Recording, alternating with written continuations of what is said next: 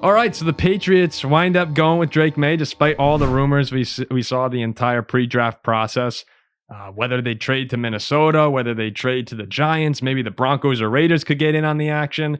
Ultimately, New England winds up going with Drake Maye, and this was the right decision for them. A lot of people wanted to get the haul, and maybe if Minnesota was willing to give 4 firsts, then you take that trade, and that could have been the difference. Is New England had an offer for 3 from Minnesota, 3 first-round picks, that is, and wanted a little more, and the Vikings wouldn't budge.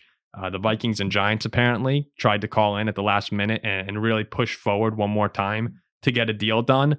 But at the end of the day, the Patriots didn't get a big enough offer.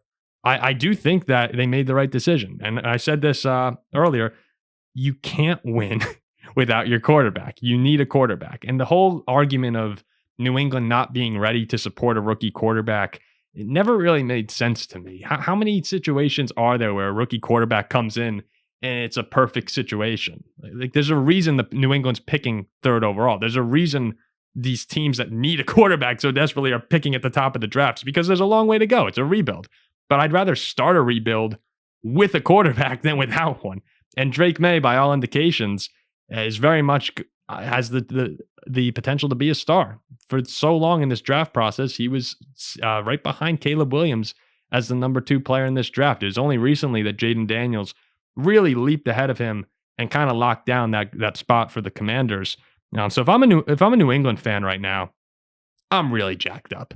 It's you got to have your guy, and he comes into a situation that's really not great. So you're gonna have a long way to go in this rebuild. We talked about the receivers. I can't even remember the Patriots depth chart right now. I know Juju's somewhere in there. It's a 3rd or 4th receiver. Let's see. New England right now, we're talking about Kendrick Bourne, Demario Douglas, and our old guy KJ Osborne. There's a lot of work to do in that for that receiving room. Drake Maye is going to come in. I know he said in his interview, "Let's go win a lot of games."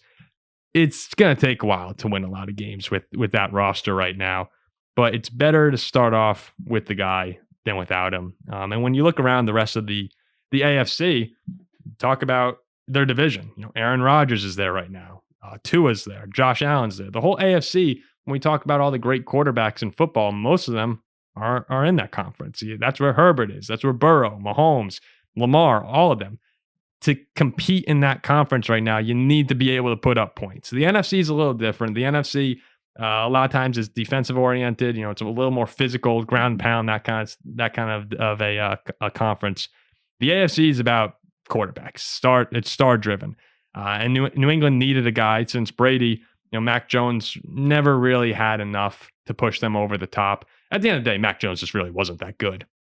And the reason I like the May pick though is because, let's say they had traded away that pick and went 11. Maybe they take McCarthy or Bo Nix if he's there. It depends who had fallen. But who are you more confident in? McCarthy, Penix, Nix, or a guy next year? There's not really a great quarterback class next year. Would you rather have those dudes and a bunch of draft picks, or have the guy that you really believe in? That's why I'd rather have Drake Maye in this situation and be able to go out and compete with the other top teams, hopefully in a couple of years as you continue the rebuild. Gerard Mayo and company have a long way to go, but I do think that starting off with their guy, the guy that you really believe in, is important. And it may come back to cost them. I know a couple Patriots fans I was texting, they said it's hard to turn down probably 3 first-round picks, but to get a quarterback, it's worth it. I always talked, Patrick Mahomes. This is getting a little outlandish, but Patrick Mahomes, 3 years ago, I said I would have given 5 or 6 first-round draft picks to get him.